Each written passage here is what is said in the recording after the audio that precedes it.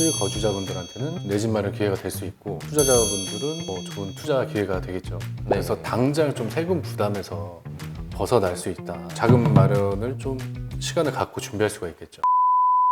네, 안녕하세요. 머니방이데이 머니맨 송준영 기자. 임대맨 기래성 기자입니다.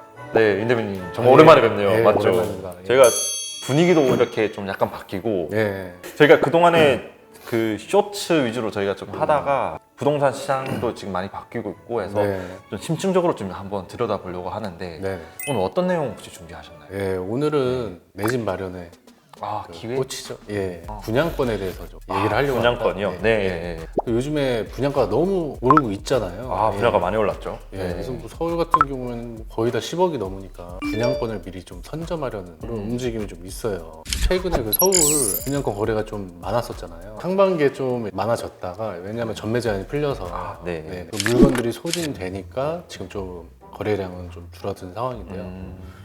근데 이제 연말에 진짜 알짜, 좋아하는 말이잖아요. 네네, 알짜 지역에서, 예, 네. 거기가 대단지, 대단지. 네. 청가구 이상 대단지에서 네. 이제 분양권들이 쏟아져 나옵니다.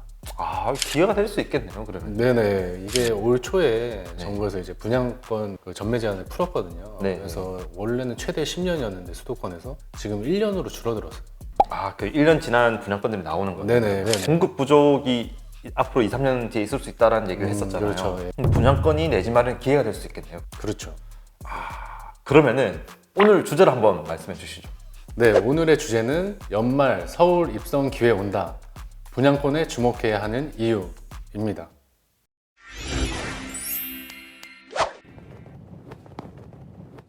임대맨님, 올해 나오는 서울의 분양권 중에 좀 괜찮은 단지 몇 개 소개해 주신다면은. 네, 연말까지 6곳에서 분양권이 이제 풀리는데요. 네. 이 중 한 5곳이 청가구 이상 대단지입니다.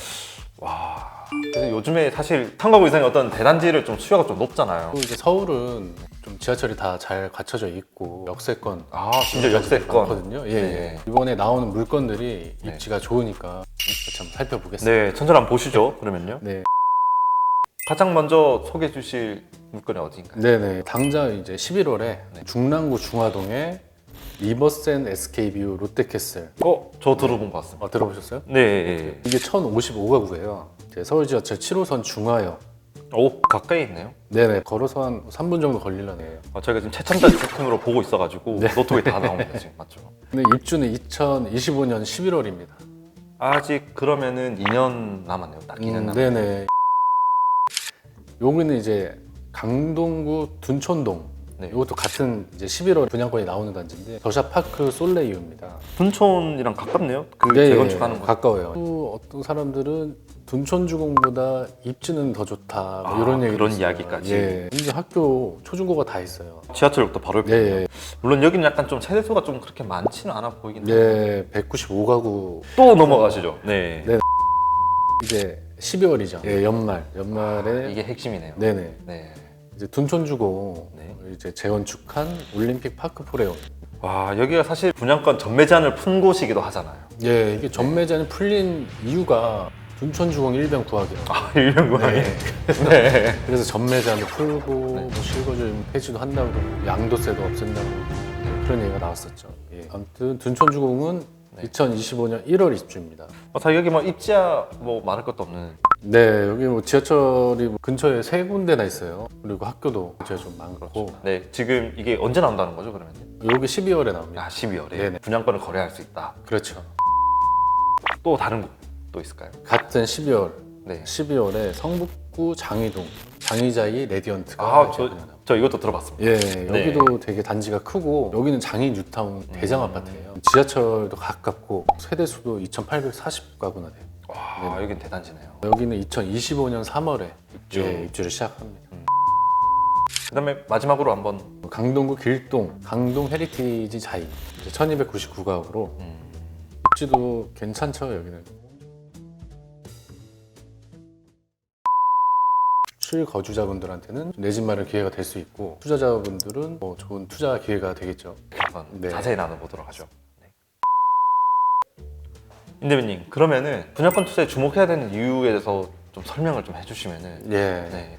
분양권의 최대 장점은 초기 비용이 덜 든다. 그러면 좀 구체적으로 어떻게 이게 초기 비용이 들어가나요? 이제 우리가 집을 뭐 매매하게 되면 금액을 빨리 준비를 해야 되잖아요. 아, 네. 분양권은 계약금, 분양가의 10%입니다. 서울 같은 경우에는 네. 프리미엄이 붙잖아요. 계약금이랑 프리미엄, 초기 비용 이렇게 든다라고 생각하면 네네, 요 금액만 있으면 되거든요. 안 와닿으실 것 같아서 장의자의 레지던트죠. 네. 2,800가구 대단지에 네. 장현뉴타운 대단지 여기 집을 사고 싶다 계산을 해보겠습니다. 분양가가 전용 59제곱미터가 최고가가 7억 9,840만 원이었어요. 지금 현재 조합의 입주권이 8억 원에서 9억 원에 이렇게 형성이 되어 있거든요. 지금 8, 9억 원에 거래되고 있으니까 프리미엄이 한 1억 원에서 2억 원가량 붙은 거예요. 이제 분양가도 비슷하겠죠, 입주권이랑. 분양권을 만약에 사게 된다. 계약금 7,984만 원에 프리미엄 1억 원을 붙여서 한 1억 8천만 원 정도의 분양권을 매입을 할 수가 있는 거죠, 초기에. 그러면은 뭐 1억 8천만 원에 일단 소유권을 획득할 수가 있다. 어차피 중도금이나 이런 것들 나중에 내는 그런 시스템이니까. 그렇죠. 예, 예. 입주 연도가 2025년이라고 그랬잖아요. 네네. 그럼 이 2년 동안은 그런 자금 부담이 크진 않겠네요. 그렇죠. 네, 그리고 분양권은 좀 네. 세금 부담이 덜한데요. 이제 입주 시에 취득세를 납부하게 됩니다. 네. 그래서 당장 좀 세금 부담에서 벗어날 수 있다. 자금 마련을 좀 시간을 갖고 준비할 수가 있겠죠. 이님님, 그럼 또 다른 장점이 뭐가 있나요? 분양권이 좀 주변 시세보다 저렴하게 나오는 편입니다. 이거 왜 그럴까요? 좀 많이 나와서 그런 건가요? 예, 맞습니다. 아, 네, 일단 많이 나온다. 분양권이 생각보다 시장이 좀 많이 풀려요. 좀 사례는 다양한데요. 수분양자가 자금 조달을 못해서 금리 부담이 커져서 나오는 급매물이나 그냥 갈아타기 당첨자들 애초에 이제 프리미엄 노리고 온 네. 그 투자자들 물건이 이제 많이 나옵니다. 그래서 예전에 분양권 전매 제한되기 전에는 분양권 거래 4건 중 1건은 프리미엄 투자자들 물건이다. 뭐 이런 얘기도 있었어요. 물건 경쟁을 하면서 계속 가격이 떨어질 수가 있고 초기 프리미엄 가격으로 물건을 얻을 수도 있다. 초피 투자라고 하더라고요. 그렇죠. 제가 예. 부동산을 들었는데 이거는 전매자 풀리는 그 시점이 되게 어떻게 보면은 싸게 살 수 있는 기회라고 하긴 하더라고요. 알짜 단지고 또 언제 이렇게 나올지 모르잖아요. 기회가 될 수 있다. 네네. 또 한 가지는 1주택자분들한테 좀 해당할 수 있을 것 같아요. 나중에 중도금 대출 받고 나서 뭐 잔금 마련을 해야 된다. 네. 예. 그럴 때는 이제 기존 주택 담보로 생활 안정자금을 대출을 받는 거죠. 원래 이게 생활 안정자금 대출이라는 게 대출 후에 분양권을 이제 취득할 수가 없거든요. 네네. 네. 이제 만약 분양권을 취득을 하면 바로 이제 상환을 해야 돼요. 네네. 그리고 3년간 주택 관련 대출이 제한이 됩니다. 근데 이제 분양권은 취득한 시점에 주택수에 포함이 되는 거예요. 네, 근데 이거는 이제 분양권을 받고 대출을 받는 거기 때문에 네. 그런 제한을 받지 않는다. 또 입주권과 비교해서 입주권은 잔금 납부 시점에 주택수에 포함이 돼요. 최종 잔금을 납부할 때. 네네. 네. 근데 입주권은 그래서 1주택자 같은 경우에는 이 생활안정자금 대출을 받을 수가 없는 거죠. 아, 분양권은 분양권 산 시점에 바로 그 취득이 되니까 네. 이걸로 잔금을 해결할 수가 있죠. 훨씬 유리하네요. 예, 1주택자도 분양권을 주목해볼 필요가 있다. 네네. 인대배님, 그런데 네. 제가 알기로는 지금 실거주 요건이 폐지가 지금 안 된 상황이잖아요. 국회에 계류돼 있는 걸로 알고 있는데 이거는 좀 영향이나 뭐 이런 게 없을까요? 지금 분양권 거래 최대 걸림돌로 실거주 의무를 꼽고 있는데요. 올해 1월 초에 발표하고 법안도 발의가 됐는데 아직 국회에 머물러 있습니다. 이번 국회가 이제 만료가 되잖아요, 내년에. 내년 5월까지 안 되면 폐기가 됩니다. 그럼 그 전에 이게 나와야 되겠네요. 일반적인 투자자 입장에서는 이게 만약에 실거주 의무가 폐지가 되지 않으면 분양권이 그렇게 매력적으로 보이지 않을 것 같단 말이에요. 그러면 이게 풀릴 가능성이 있나요? 예, 저는 풀릴 거라고 보는데요. 네.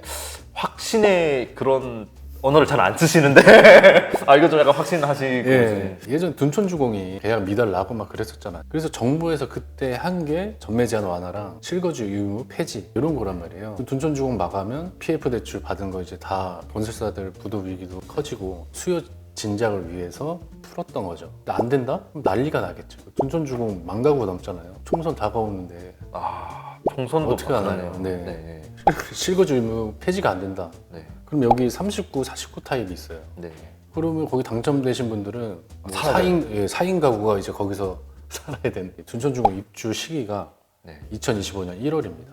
그러면 그 전에는 되지 않을까? 좀 되지 않을까? 정기국회가 12월에 열리는데 네네. 근데 이때 좀 통과될 거라고 좀 봐도 무방하겠네요. 예, 또 원희룡 국토부 장관도 네. 올 10월까지는 꼭 좀 통과되도록 국회에 좀 압박을 넣어보겠다.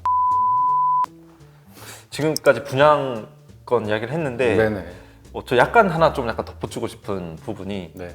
그 이자, 금리 관련된 부분도 약간 고려해야 될 부분인 것 같긴 하거든요. 그렇죠. 뭐 분양 나온 단지들 잘 살펴보시면은 뭐 중도금 이자 후불제가 굉장히 많거든요. 지금까지 고금리가 진행되고 있잖아요. 네네. 이게 좀 장기화될 수 있다는 얘기도 있어서 이런 부분도 감안하시면은 훨씬 더 분양권 투자에 도움이 되실 거라고 생각합니다.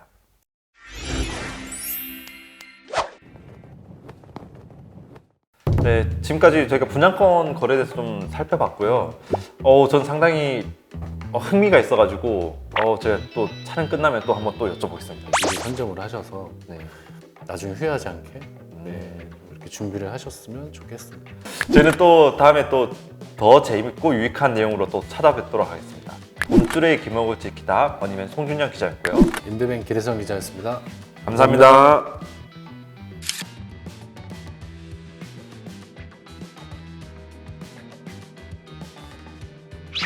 돈줄의 길목을 지켜드립니다. 머니방위대의 다른 영상도 즐기시려면 구독 버튼을 꾹 눌러주세요.